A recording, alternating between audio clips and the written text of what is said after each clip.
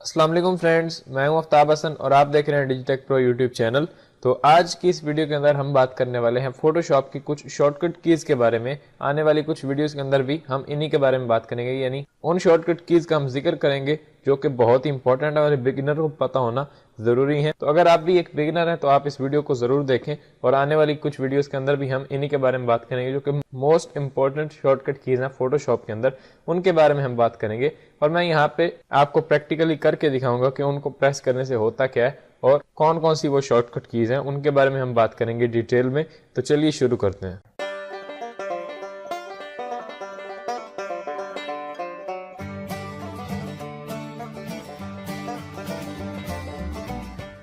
तो दोस्तों यहाँ पे मेरे पास आप देख सकते हैं फोटोशॉप पर एक डॉक्यूमेंट ओपन है जो कि नॉर्मली हमारी बैकग्राउंड लेयर होती है, यहाँ पे आप देख सकते हैं। और अभी हम बढ़ते हैं अपनी फर्स्ट की तरफ कि हमारा फर्स्ट जो शॉर्टकट है वो कौन सा है। तो वो है कंट्रोल एन। कंट्रोल एन तो आपको सिंपली पता ही होगा, जो कि अभी आपकी स्क्रीन के ऊपर दिख रहा होगा। कंट्रोल एन से सिंपली हम एक न्यू डॉक्यूमेंट ले सकते हैं, यानी कि अगर आपने कोई भी डिज़ाइन बनाना है, कोई भी फ्लायर, पोस्टर या कुछ भी नया प्रोजेक्ट आपने क्रिएट करना है, तो उसके लिए आपको न्यू डॉक्यूमेंट की ज़रूरत होती है। जैसे कि यहाँ पे मेरे पास है। अब वो किस पर्पज़ के लिए आप बना रहे हैं ये आप पे डिपेंड करता है। आप कोई पोस्टर बनाना चाहते हैं, कुछ बिजनेस कार्ड वगैरह बनाना चाहते हैं, कुछ बैनर वगैरह बनाना चाहते हैं, कुछ भी आप बनाना चाहते हैं, ये आप पे डिपेंड करता है।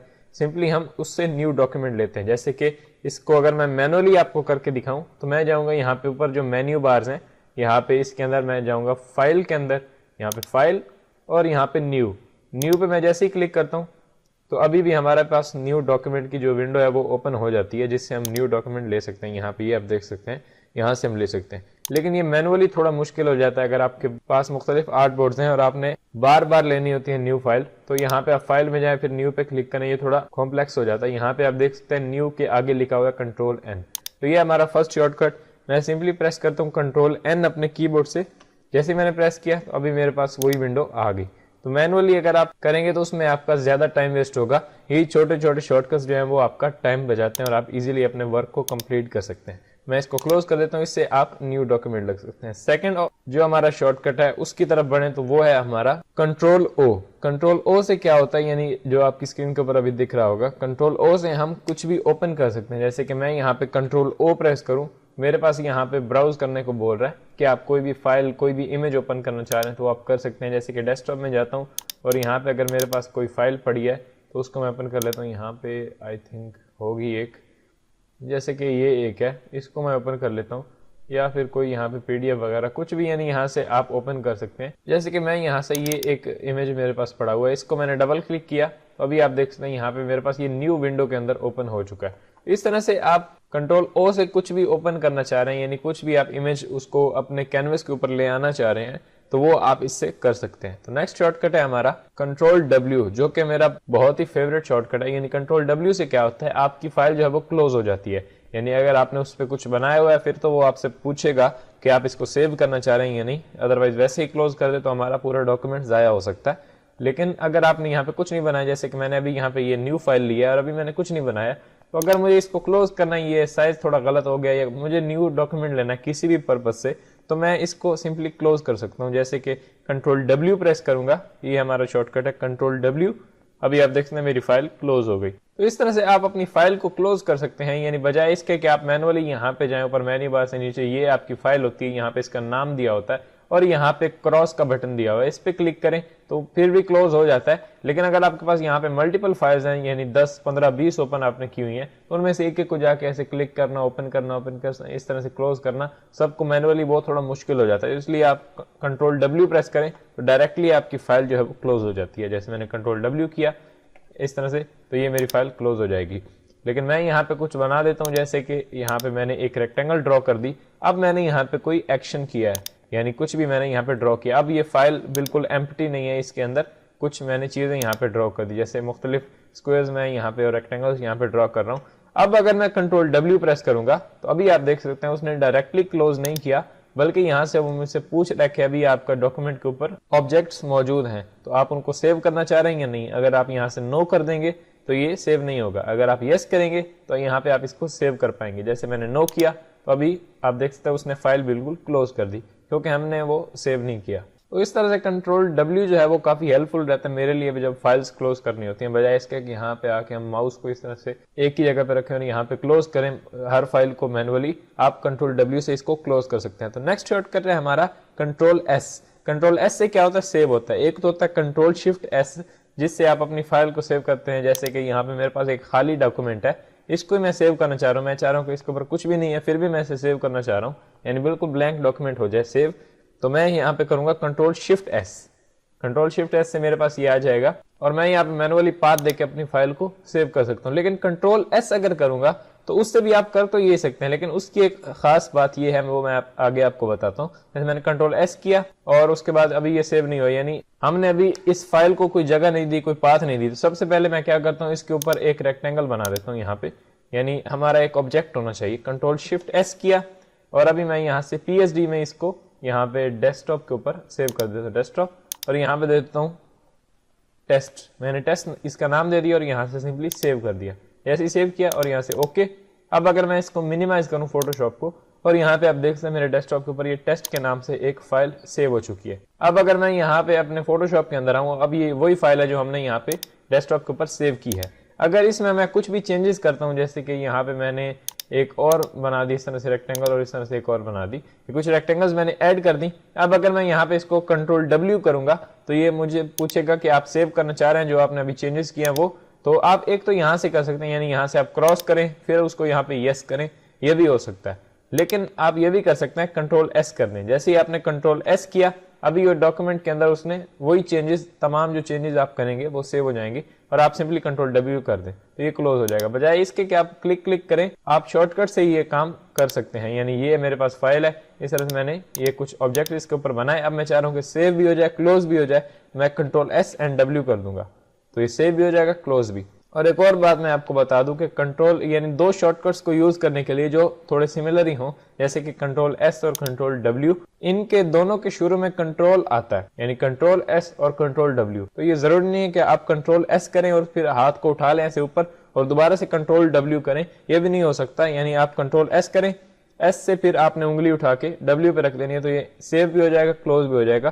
कंट्रोल को एक ही दफा आपने प्रेस करना है, ये नहीं कि दो बार, एक दफा आप कंट्रोल S करें फिर हाथ को उठा के फिर दूसरी दफा कंट्रोल W करें, ऐसे होगा। आप सिंपली कंट्रोल को प्रेस करके रखें, एक दफा S प्रेस कर दें, एक दफा W प्रेस कर दें, तो ये आपका सेव भी हो जाएगा और क्लोज भी हो जाएगा। तो इस तरह से भी आप इजीली इन शॉर्टकट्स को यूज कर सकते हैं। जैसे V प्रेस करके मैं कंट्रोल A करके इसको डिलीट कर देता हूँ, सिंपली ये जो तमाम लेयर्स हैं इनको मैं यहाँ से डिलीट कर देता हूँ।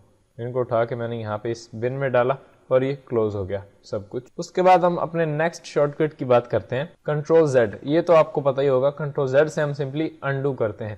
जैसे कि यहाँ पे आप देख सकते हैं, एक मेरी ये रेक्टेंगल है, एक ये रेक्टेंगल है और एक ये रेक्टेंगल है। इस तरह से ये तीन रेक्टेंगल्स मैंने यहाँ पे बना दिया। अब मैं कंट्रोल Z करता हूँ तो आप देख सकते हैं लास्ट वाली जो मैंने लास्ट कुछ भी एक्शन किया होगा वो कंट्रोल Z यानी अंडू हो जाएगा, लास्ट यानी जो आपने किया होगा। आप देख सकते हैं यहाँ पे ये मेरा सेकंड लास्ट रेक्टेंगल था तो ये उसने रिमूव नहीं किया, उसने लास्ट वाला किया। तो इस तरह से लास्ट स्टेप जो होता है उसको आप रिमूव कर सकते हैं, यानी एक स्टेप आप पीछे जा सकते हैं।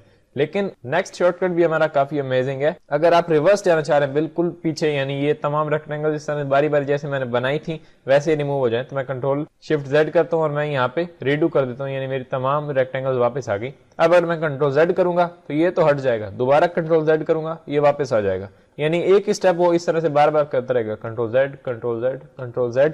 तो हमें बारी बारी से पीछे जाना और इन तमाम को रिमूव करना है। उसके लिए आप क्या करेंगे, आप करेंगे कंट्रोल ऑल्ट Z। इसमें आप कंट्रोल Z नहीं करेंगे, कंट्रोल ऑल्ट Z। इस तरह ये भी हट गया, कंट्रोल ऑल्ट Z ये भी हट गया। इस तरह से स्टेप बाय स्टेप वो आपको पीछे लेके जाता है। जैसे कि यहाँ पे मैं इस तरह से बना देता हूँ, इस तरह से मैं जल्दी से ये कुछ रेक्टेंगल्स बना देता हूँ। अब मैं कंट्रोल ऑल्ट Z करता जा रहा हूँ इस तरह से, तो ये बारी बारी से वो हटाता जा रहा है उन तमाम को और ये एंड पे आकर उसने तमाम रिमूव कर दी। यानी जो काम आप कंट्रोल Z से नहीं कर सकते वो आप कंट्रोल ऑल्ट Z से कर सकते हैं। कंट्रोल ऑल्ट Z होता है यानी रिवर्स, यानी पीछे हिस्ट्री में वो आपको लेके जाता है। पीछे आपने जो कुछ भी किया होगा वो इस तरह से स्टेप बाय स्टेप हटता जाएगा पीछे और रिमूव होता जाएगा।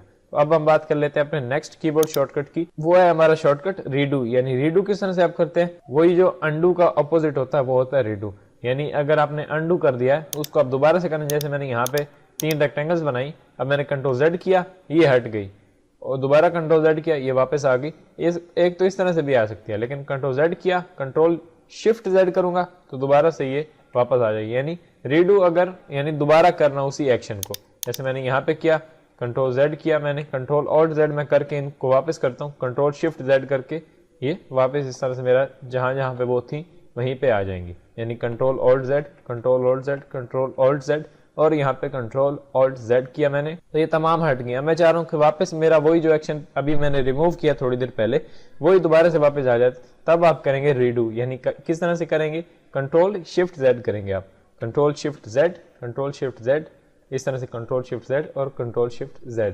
इस तरह से आपका जो एक्शन है वो दोबारा से वही हो जाता है। यानी अगर आपने अंडू भी कर दिया तब भी आप उसको रीडू करके वापस ला सकते हैं। एक ये भी काफी हेल्पफुल है। तो नेक्स्ट शॉर्टकट की हम बात करते हैं, वो है हमारा कॉपी। कॉपी किस तरह से करेंगे, जैसे आपके पास कोई भी ऑब्जेक्ट है यहाँ पे, जैसे कि मैं यहाँ पे वही एक रेक्टेंगल बना देता हूँ यहाँ पे, और ये मेरे पास रेक्टेंगल है। अब मैं V प्रेस करूंगा, मेरे पास सिलेक्शन टूल आ गया। अब ये एक रेक्टेंगल है, इसको अगर मैं कंट्रोल C करता हूँ तो ये कॉपी होगी। इस तरह से कंट्रोल C करेंगे, कोई सा भी ऑब्जेक्ट आपका कॉपी हो जाता है। चाहे आप विंडोज यूज कर रहे हैं तो आप किसी फोल्डर को करें वो भी कॉपी हो जाएगा। किसी भी ऑब्जेक्ट को, किसी भी चीज को कंट्रोल C करेंगे तो वो कॉपी हो जाएगी, बशर्ते कि वो सिलेक्टेड होनी चाहिए। जैसे मैं डी सेलेक्ट करता हूँ, अब कंट्रोल C करता हूँ, कुछ भी नहीं कॉपी होगा क्योंकि कुछ सिलेक्टेड ही नहीं है। तो यहाँ पे इस ऑब्जेक्ट के ऊपर मैं क्लिक करता हूँ, कंट्रोल C, अब ये कॉपी होगी। अगर मैं कंट्रोल V कर दूं तो यहाँ पे आप देख सकते हैं इसकी उसने 2 कॉपीज यहाँ पे बना दी, यानी कॉपी पेस्ट उसको कर दिया। तो कंट्रोल V होता है पेस्ट का और कंट्रोल C होता है कॉपी का। यानी कंट्रोल C से आप कॉपी करते हैं और कंट्रोल V से पेस्ट करते हैं। शुरू में इसकी मुझे भी प्रॉब्लम आती थी, यानी कंट्रोल C से अगर मैं कॉपी करता तो मैं समझता था कि पेस्ट हम करेंगे कंट्रोल P से, लेकिन P से नहीं करेंगे, आप करेंगे V से, कंट्रोल V से पेस्ट। इसका कोई कॉम्बिनेशन ऐसा ही है, ये P से पेस्ट नहीं होता, ये V से पेस्ट होता है। तो इन दोनों को मैंने सेलेक्ट किया, कंट्रोल C और कंट्रोल V प्रेस करूंगा, दोबारा से ये वही पेस्ट हो जाएंगे यहाँ पे। अब इनकी कॉपी यहाँ पे एक और निकल आई। इस तरह से कंट्रोल C होता है कॉपी के लिए और कंट्रोल V होता है पेस्ट के लिए। उसके बाद है हमारा जो नेक्स्ट शॉर्टकट, वो है कंट्रोल X। कंट्रोल X क्या काम करता है, कंट्रोल X आपका कट करता है, यानी बिल्कुल ही वहां से उठा लेता है और दूसरी जगह में पेस्ट करके आपको दे देता है। यानी अगर आप चाह रहे हैं ये मेरे पास एक ऑब्जेक्ट है इस तरह से, और इसको अगर मैं कॉपी करके और यहाँ पे पेस्ट करूंगा तो ये इसकी एक और कॉपी जनरेट करके दे देगा, यानी यहाँ पे भी रहेगा और यहाँ पे भी रहेगा। लेकिन अगर आप चाह रहे हैं यहाँ से बिल्कुल ये हट के यहाँ पे आ जाए, तब आप क्या करेंगे, इसको कंट्रोल X करेंगे, यानी कंट्रोल X से ये कट हो जाता है। जैसे कि मैं यहाँ पे बैकग्राउंड लेयर को एक दफा हाइड कर देता हूँ और इसको सेलेक्ट करके कंट्रोल A करता हूँ, यानी सेलेक्ट ऑल हो गया, कंट्रोल X करता हूँ तो ये मेरा कट हो जाएगा। जैसे कि मैं इन दोनों लेयर्स को कंट्रोल E से मर्ज कर देता हूँ, कंट्रोल A, कंट्रोल X। अभी आप देख सकते हैं मेरी रेक्टेंगल जो है वो बिल्कुल कट हो चुकी है, यानी अपनी जो इसकी प्लेस है उससे उठ चुकी है, और जहां मैं पेस्ट करूंगा वहां पे ये आ जाएगी। चाहे वो न्यू डॉक्यूमेंट हो कि कोई भी जगह हो, उस पर आप इसको पेस्ट कर सकते हैं। मैंने कंट्रोल V किया, यहाँ से उसने दोबारा पेस्ट कर दिया उसी को। इस तरह से कंट्रोल X होता है बिल्कुल ही अपने ऑब्जेक्ट की पाथ को चेंज कर देना, वो आपकी पाथ बिल्कुल चेंज होके और वो दूसरी जगह ट्रांसफर हो जाता है, उसको हम कट कहते हैं। इसीलिए कॉपी में फर्क है, कंट्रोल C होता है कॉपी और कंट्रोल X होता है कट। और फिर जहां पे आप पेस्ट करना चाह रहे हैं वहां पे आप कंट्रोल V कर दें तो आपका जो भी ऑब्जेक्ट है वो पेस्ट हो जाएगा। तो गाइस नेक्स्ट शॉर्टकट है हमारा कंट्रोल A। यानी कंट्रोल A क्या काम करता है, कंट्रोल A से आपका सेलेक्ट ऑल हो जाता है, यानी कि जो भी आपकी कैनवस के ऊपर कुछ भी होगा तो उसको आप सेलेक्ट कर सकते हैं कंट्रोल A प्रेस करके। जैसे कि यहाँ पे मेरे पास ये बैकग्राउंड लेयर है, इसके मैं यहाँ पे लॉक पे क्लिक करके लॉक ओपन कर देता हूँ और यहाँ पे मैं इसको एक दफा डिलीट कर देता हूँ ताकि ये हमारी नॉर्मल लेयर आ जाए। एक मैंने न्यू लेयर ली और बैकग्राउंड वाली को डिलीट कर दिया। अब कैनवस के ऊपर कुछ भी नहीं है, बिल्कुल ट्रांसपेरेंट कैनवस है हमारा। अब इसके ऊपर अगर मैं कुछ भी ऑब्जेक्ट यहाँ पे बनाता हूँ, जैसे कि मैंने यहाँ पे एक बनाया, अब इसको अगर मैं कंट्रोल A करूंगा, यानी ये कुछ ऑब्जेक्ट्स हैं यहाँ पे मेरे पास, जैसे कि 2-3 रेक्टेंगल्स यहाँ पे बना लेते हैं इस तरह से। अब मैं ये नहीं करूंगा कि बारी बारी जाके इसको सेलेक्ट करूंगा, शिफ्ट दबा के इसको करूंगा, शिफ्ट दबा के इसको, फिर शिफ्ट दबा के इसको, इससे हो तो जाएंगे ये सब, लेकिन इतना हमें मेहनत करना पड़ेगी यहाँ पे, यानी बारी बारी से इनको सेलेक्ट करना पड़ा है। इससे अच्छा कि आप एक ही कर ले कंट्रोल A। कंट्रोल A से क्या होता है, आपका पूरा कैनवस जो है वो सिलेक्ट हो जाता है। जैसे कंट्रोल A किया, अब कंट्रोल X कर लेंगे तो आपका ये पूरा जो है वो यहाँ से कट हो जाएगा। या आप कंट्रोल X करना चाहे, कंट्रोल C करना चाहे, कुछ भी करना चाहे तो वो हो जाएगा। इन कंट्रोल A करते हैं तो कुछ भी जो आपके कैनवस के ऊपर, आपकी स्क्रीन के ऊपर शो हो रहा होता है वो पूरा का पूरा सिलेक्ट हो जाता है। अब इसमें कोई भी आप कलर फिल कर दें, कुछ भी कर दें तो वो आपका हो जाएगा। इन कंट्रोल A से सेलेक्ट ऑल। तो गाइस नेक्स्ट शॉर्टकट है हमारा कंट्रोल स्क्वायर ब्रैकेट, जो आपको आपकी स्क्रीन के ऊपर दिख रही होगी। यानी इस शॉर्टकट को यूज करने से क्या होता है, अब आपके कीबोर्ड के ऊपर अगर आपने नोट किया हो तो दो स्क्वायर ब्रैकेट्स होती हैं, एक यहाँ पे क्लोजिंग वाली और एक स्टार्टिंग वाली। तो अगर कंट्रोल के साथ स्टार्टिंग वाली आप प्रेस करेंगे तो इससे आपका ऑब्जेक्ट बैक हो जाएगा, यानी जो करंट उसकी पोजीशन है उससे वो बैक हो जाएगा।